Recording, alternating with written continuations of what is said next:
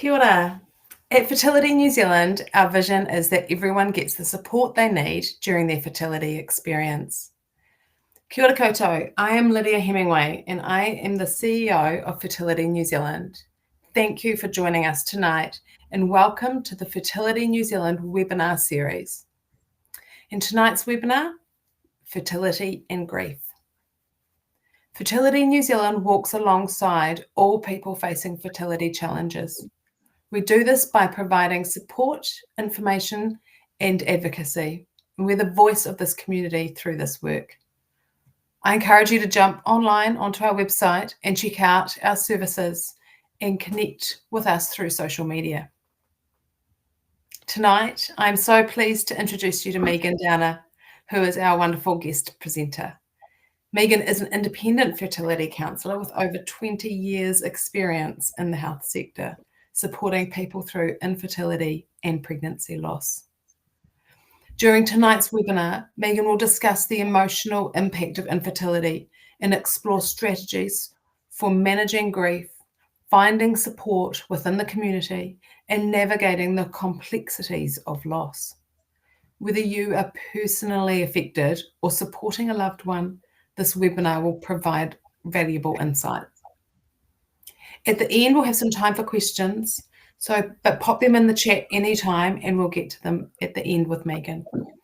But right now, it's time for Megan. So over to you, Megan. Thanks, Lydia. I'm so pleased to be able to present on this topic, one of which I'm very passionate about in my work as a counsellor. I see how helpful it is for those experiencing the loss of infertility to be able to make sense of what they're experiencing and to process this difficult loss. This evening, I'd like to talk about this unique loss and to explore the ripple of losses that are present with the journey of infertility. I will outline the nature of grief as a way of understanding what is being experienced. We'll then explore some tools and ways of coping and processing grief. Before I start, I would like to acknowledge all of you who are here tonight. I acknowledge the journey of loss you and those close to you have experienced. Wherever you are in your journey, the beginning, the middle, or at the end, or even sometimes after, your attendance tells me you want to better understand what you're going through. You may want some ways of coping or have your loss acknowledged. I hope to do all of this. There may be some health professionals attending wanting to better understand your emotional journey, so they're able to support you. So I welcome you all. The grief of infertility. Grief is simply our response to loss. Anytime a loss is experienced, we may mourn. Loss can be defined as being deprived of a highly valued object or person. This, of course, is individually defined. The grief of infertility is a tricky one. Firstly, it is a disenfranchised grief. So that is one that's largely unrecognised by our society. This makes it difficult to talk about and to therefore process. When we lose a loved one, there's a funeral to openly mourn the loss, an outpouring of grief from those around us who share the loss and support us. The loss of infertility largely goes unrecognised. Silence in its nature, it's often isolating. There is little to publicly acknowledge this loss. Secondly, it's a complicated grief. That is where individuals can become stuck in their grieving process. The nature of infertility lends itself well to this complicated grieving. There can be endless fertility treatments, options, and a journey that is open-ended. Never knowing whether there will be a baby in the end makes it difficult to accept and to work through.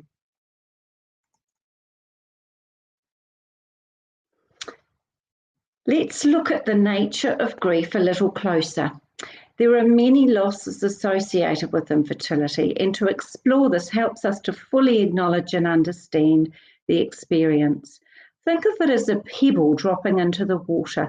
The pebble symbolises the initial loss, the diagnosis of infertility, for example, and the ripples that form around the pebble represent all those secondary losses. For example, the loss of conceiving naturally, the loss of control, and many, many more.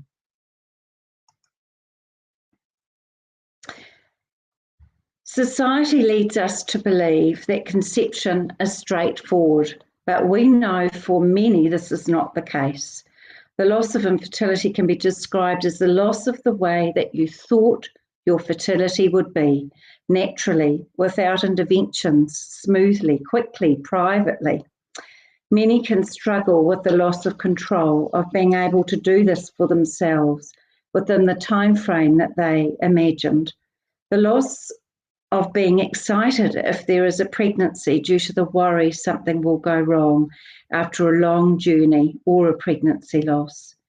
The journey of infertility is full of uncertainty and no known outcome. It can be described as the loss of the dream of the way that you thought your life would be by now, and it is not.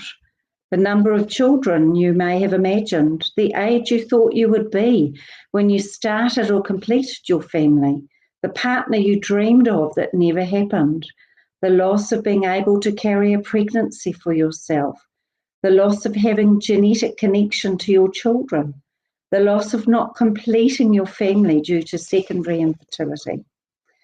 Infertility impacts on every facet of life.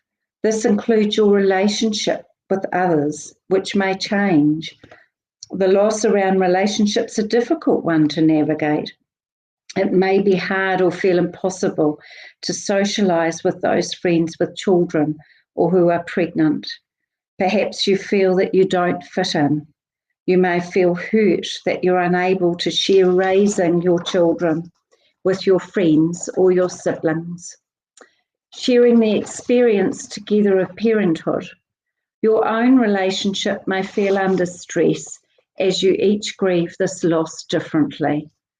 The fun in your relationship may feel compromised by the timing of sex, finding donors, timing, treatments. There can be a loss of identity, a sense of failure that you have not been able to achieve what society's perceived role as a parent. Often women feel their body has let them down. They can't do what they see others can. There is often fear that if they are unable to become a parent, what they will be and do. This loss can impact on your confidence and your self-esteem. There are many social losses associated with infertility, the cost of treatment, the sacrifices made for this, the impact on career paths as life is put on hold for treatments, waiting for a pregnancy. There can be lost opportunities for life plans as you travel the journey of infertility. You may miss out on eating, drinking what you like as you try to do all that you can for a pregnancy, and this may impact on how you socialise with others. For those undergoing treatment, there may be many losses along the way. For some, the loss of not being able to use your own genetics, of carrying a pregnancy, the loss of embryos that you imagined as children, or the loss of a pregnancy, the devastation of a stopped cycle, the disappointment of low egg numbers, the loss of hope, the emotional roller coaster of hope and despair. Grief impacts on every facet of life, and this includes our spiritual well-being. Some may experience a crisis of faith, questioning why this has happened to them, redefining values, questioning past behaviours and decisions made, and wondering if they're being punished.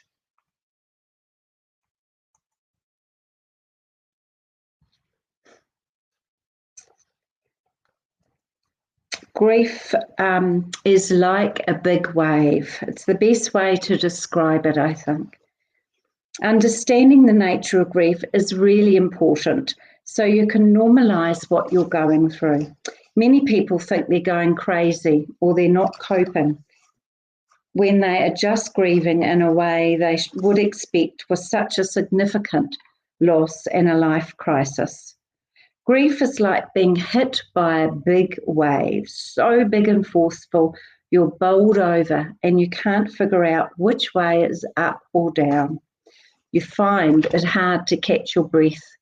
And just when you stand up, you can be dumped by another wave.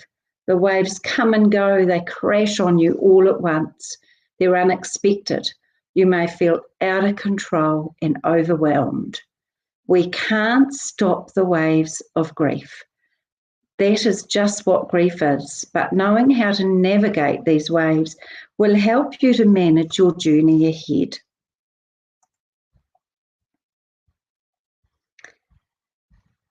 The grief, this is a grief wheel, which I think just really describes grief very well. Grief affects us emotionally, intellectually, physically, and spiritually. I love this wheel, which shows what we experience when we grieve. Have a look for yourself, so have a good look at that and identify what you might be experiencing. I will go through each of these impacts. The physical. So the physical weight of grief can directly affect the body, leading to changes in appetite, weight, sleep, energy. Grief is exhausting.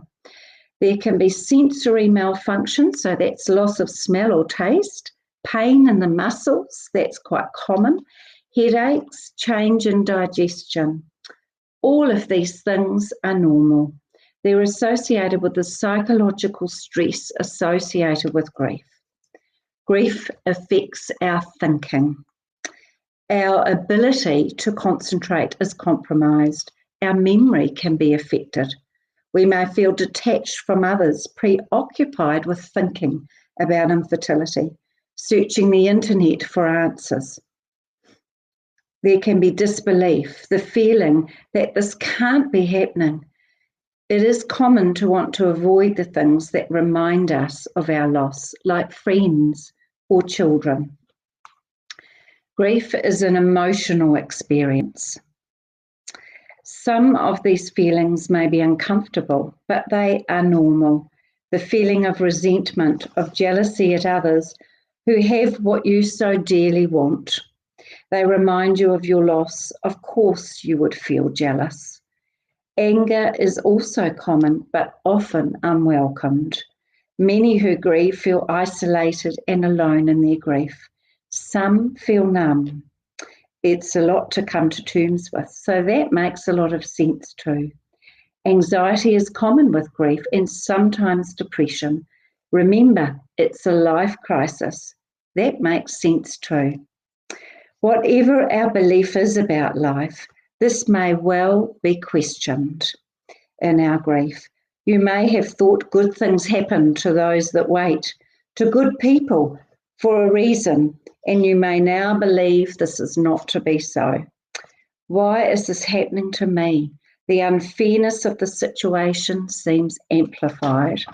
You may feel a strong attachment to the embryos and wonder what happened to them when they are gone.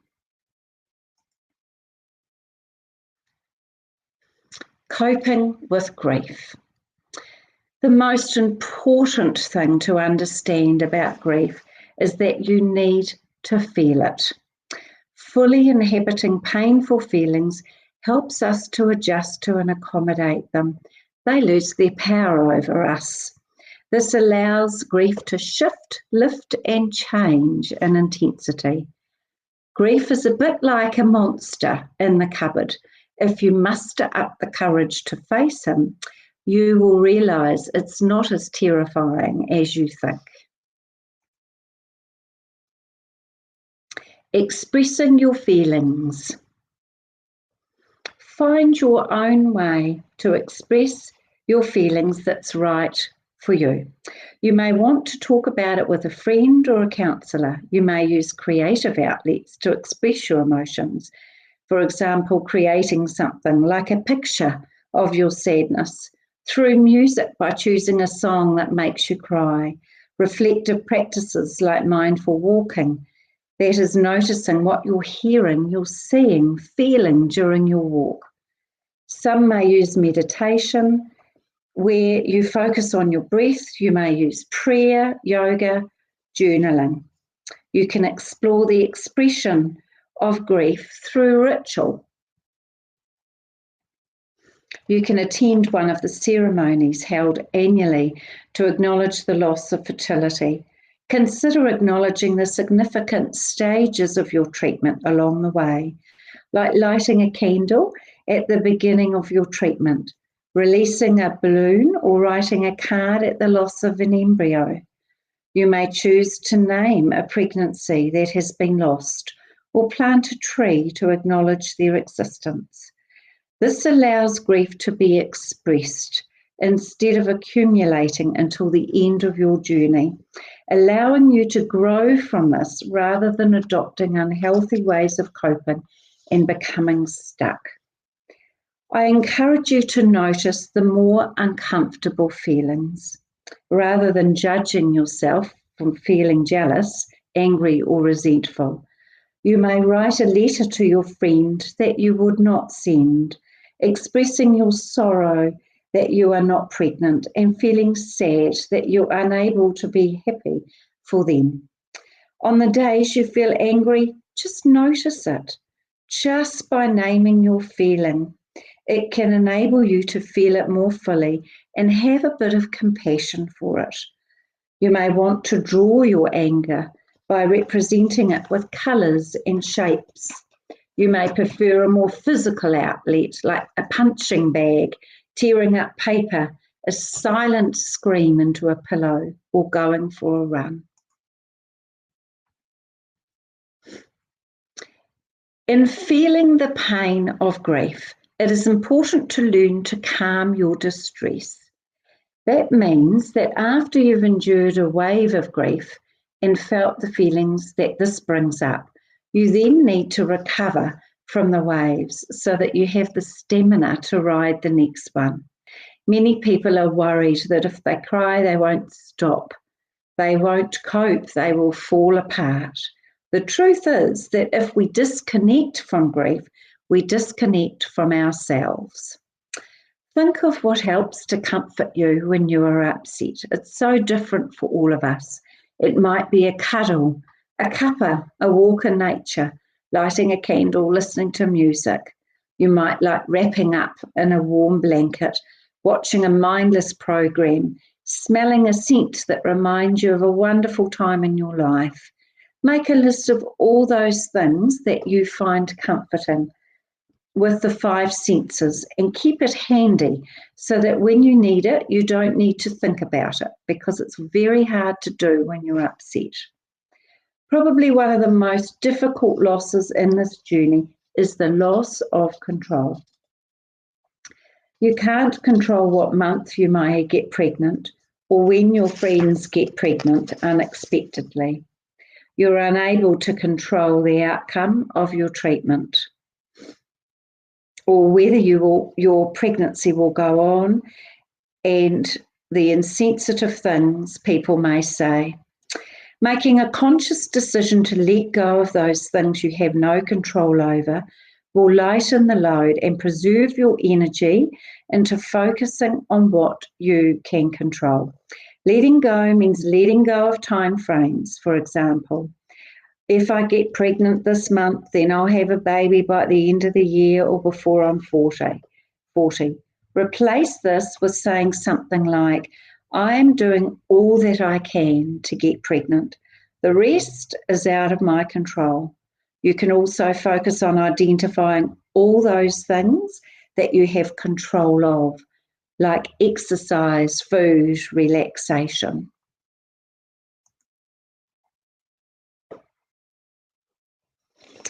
When something unexpected and traumatic happens, it is understandable you may feel that you are doomed for bad luck.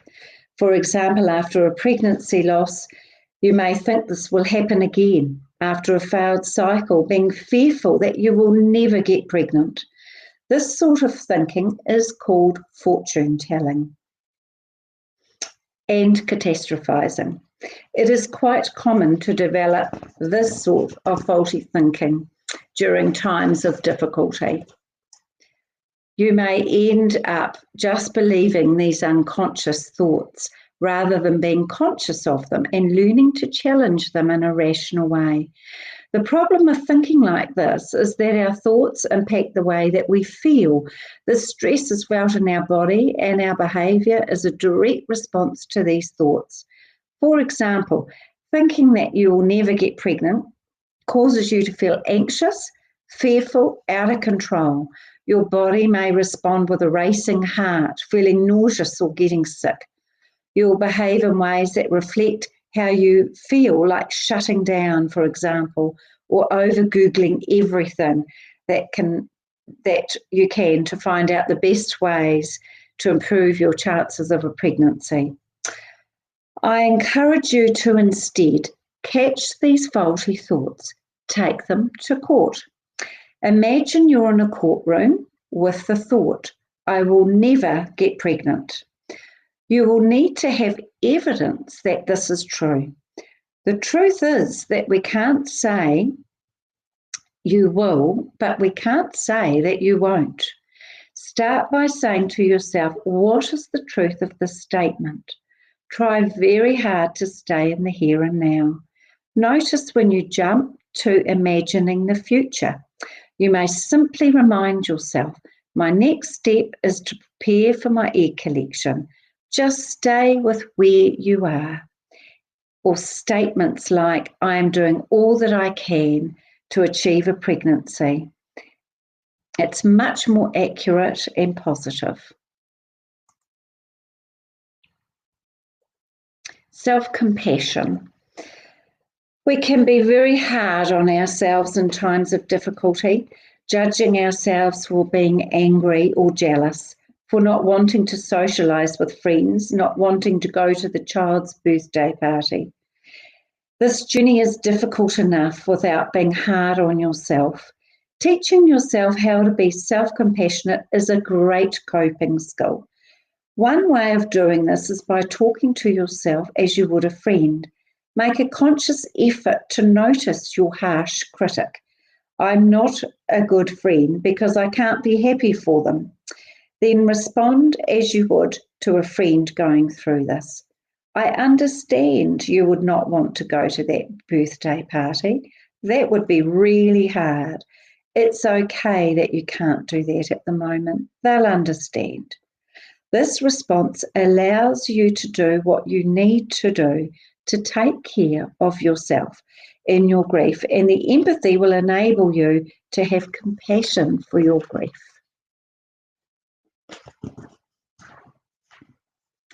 A second self-compassion exercise is taking a self-compassion break.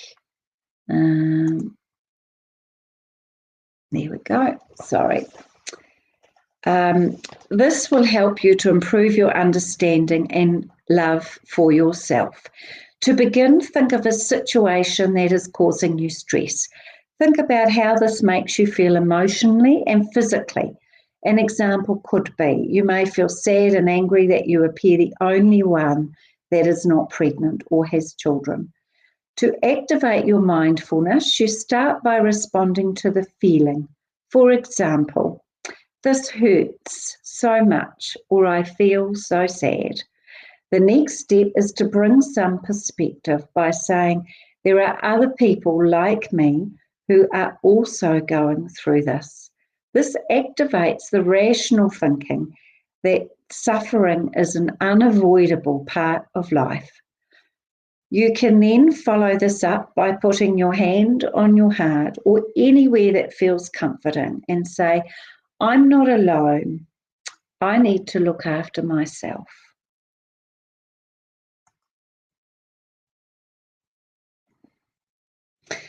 Grief intensity versus ability to cope. The nature of grief will rise and fall, just as I've explained. We can't do anything to change its intensity, but on the days it is high, We need to trust our capacity to cope with that intensity. If you look at this scale, on any given day, you might rate your grief. Following a failed cycle, it may be a 10. And you then rate your ability to cope. Let's say it's 9. Also high. So there's only a little tension between what you feel and what you trust you can feel. If you're feeling a grief intensity of 6, but your coping is quite low, so it's a 2, the discrepancy may cause intense distress. You may mistrust yourself with your own emotions and check out in whatever way you do, for example, avoiding and distracting. The intention is not to cause the grief intensity to go down, but to allow the ability to cope with the grief to go up. This perspective allows the grief intensity to rise and fall anywhere on the scale naturally, as it will in accordance with times. Instead, focus on strengthening your personal and interpersonal resources, attending to our self-care, getting good food, sleep, exercise, connecting with others, communicating our needs to others, making a conscious effort to do all those things that we enjoy. Make a menu of all those things you can do to take care of yourself, so it's a handy reminder. Check in with yourself daily or weekly. See what your grief intensity and coping is. This will help you decide if you can manage that children's birthday party or not.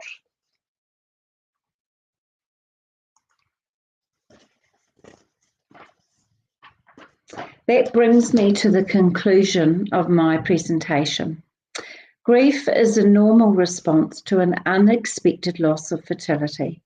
Its nature calls on us to mourn this loss, and as we do, we grow and we learn ways to manage the waves ahead.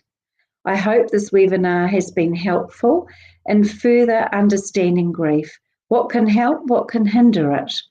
I hope you've learned some new tools to put in your kitty as you manage your journey ahead. So I would like to welcome any comments or questions that people may have. Thank you so much. Is it feeding back on you, or is that just? It is a little bit, yeah. I hope that those out there can hear that okay. It's cleared up for me. But yeah, just pop through any questions. I can see there's one here. My partner won't talk to me or a professional about what we're going through. What would you recommend? That's really tricky, isn't it? Really tricky. I guess, I mean, I'm wondering whether he's talking to you, and that's a start. If or exploring with him who he might be comfortable with talking to, whether there is, you know, someone in his family or one of his friends that he may do that with. The thing about a counsellor is that they need to keep confidence.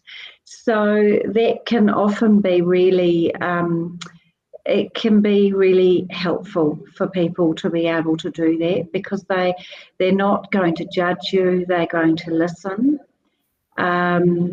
You know, I'm not sure who's sort of asking this question, but what we know is that men and women grieve very differently.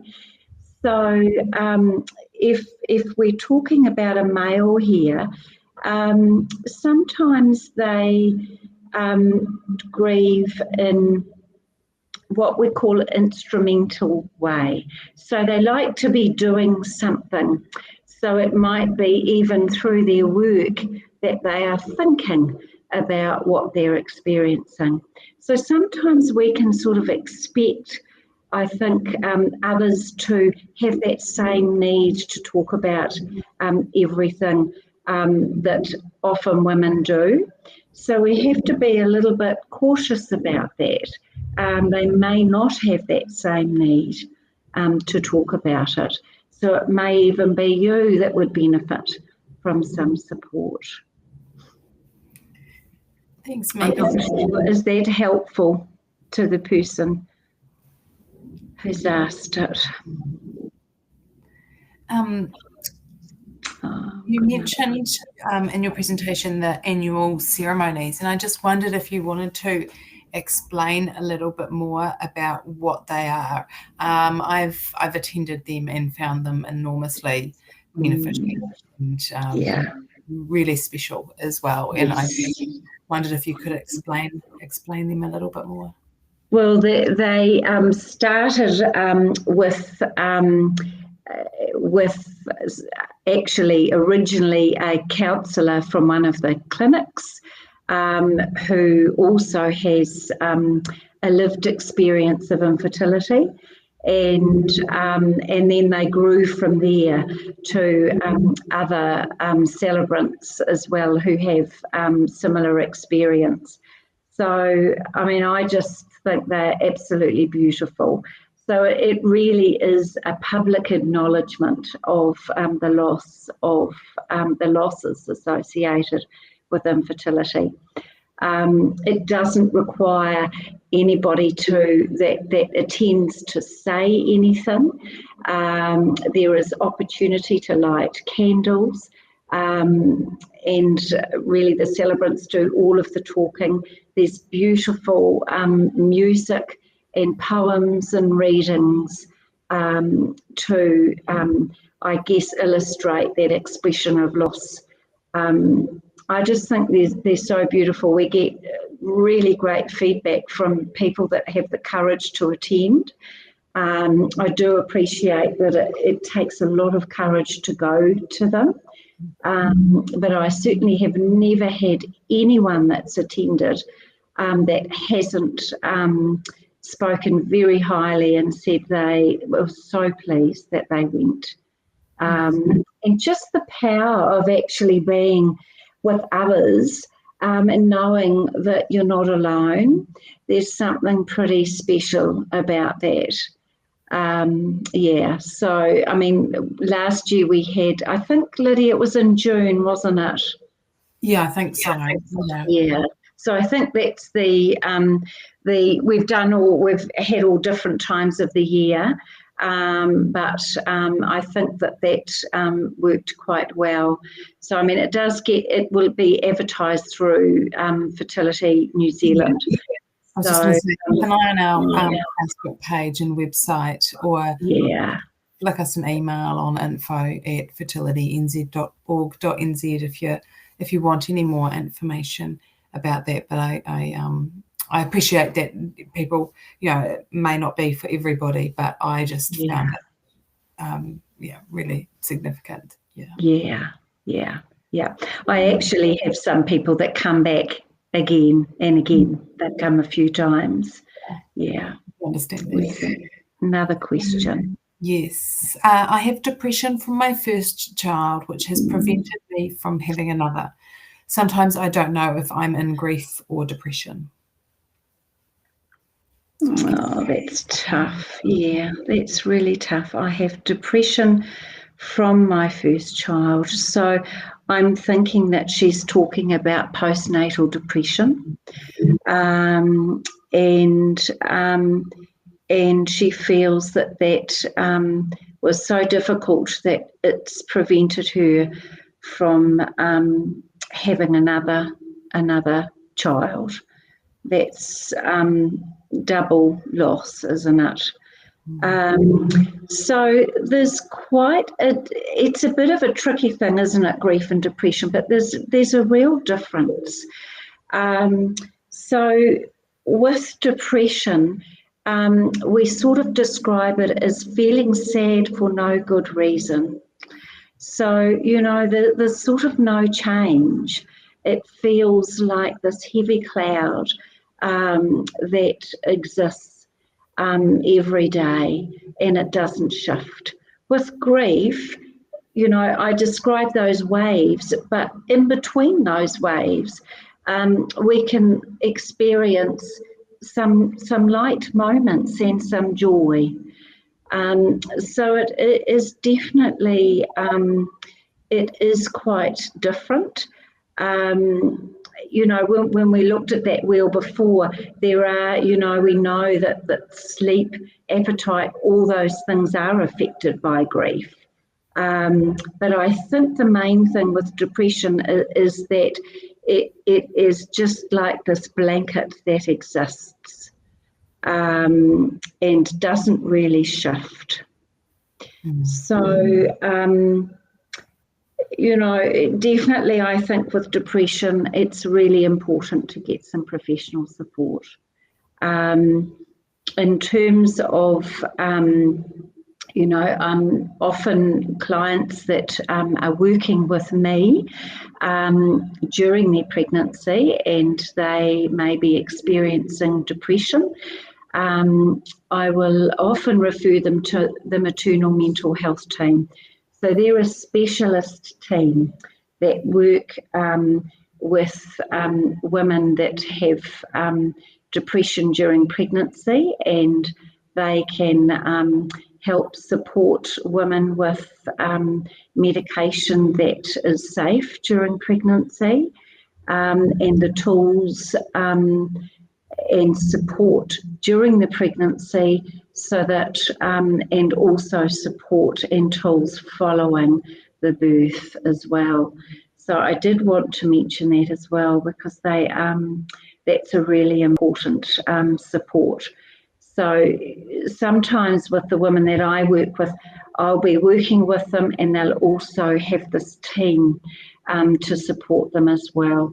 And that team means that they can be seen in the hospital after the birth to you know, assess the woman's mental health at that time and make any adjustments to medication. And be helping to prepare and support in terms of taking the baby home.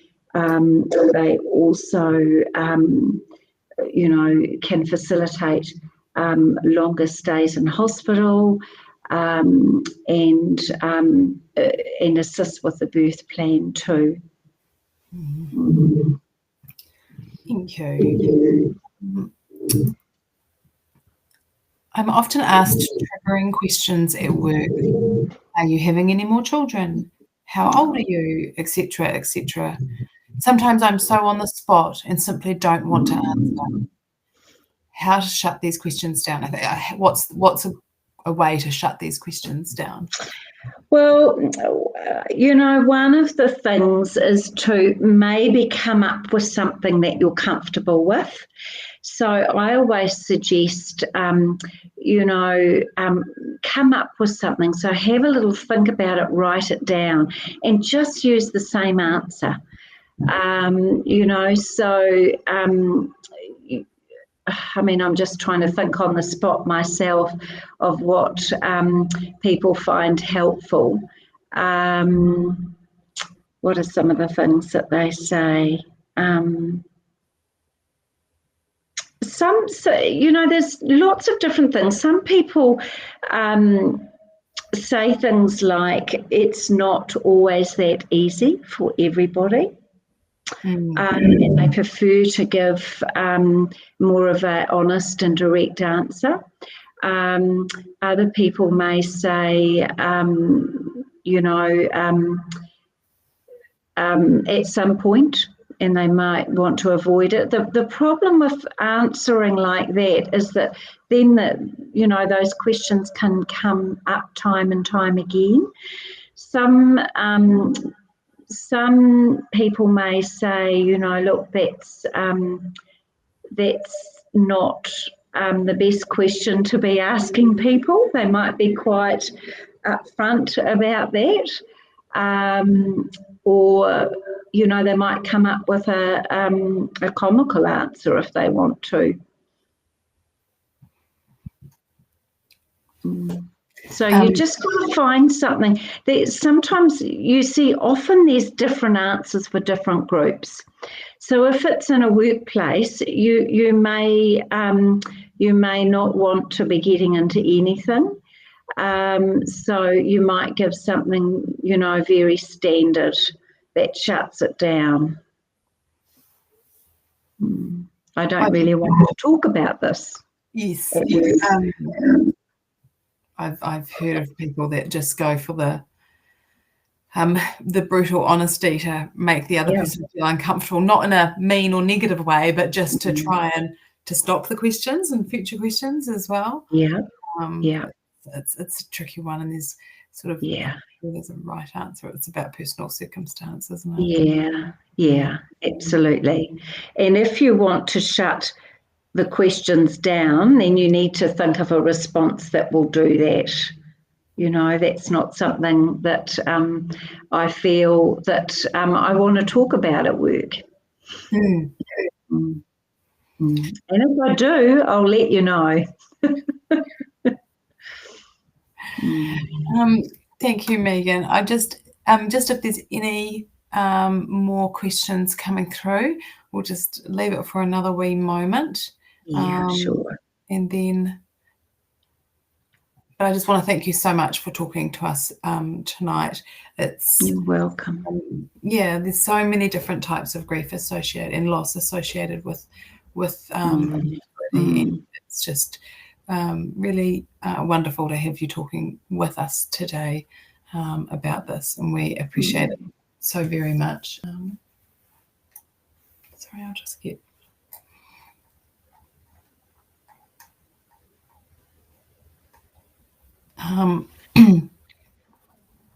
And we really appreciate your time this evening, and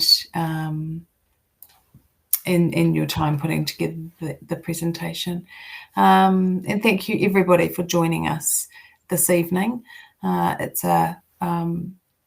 hope that where you are, you've been getting some lovely warm weather as spring is finally here.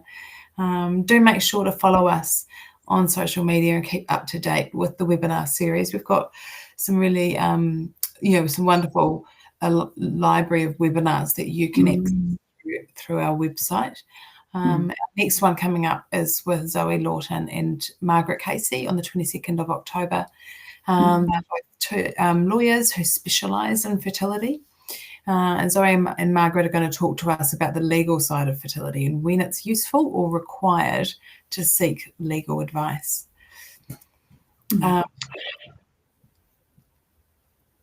And some of the other sort of topics that we have, ranging from top questions to ask my doctor, managing anxiety with infertility, genetic testing, what happens in the lab, just so much more, what to expect, understanding your cycle, just so many different relevant topics. So please have a look, have an explore, and watch some of our webinars. A big thank you again, Megan, and also to everybody for joining us this evening. And please enjoy the rest of your evening. Thank you for listening. Thank you, Lydia, for making this available. Thank you. Good night, everybody. See you.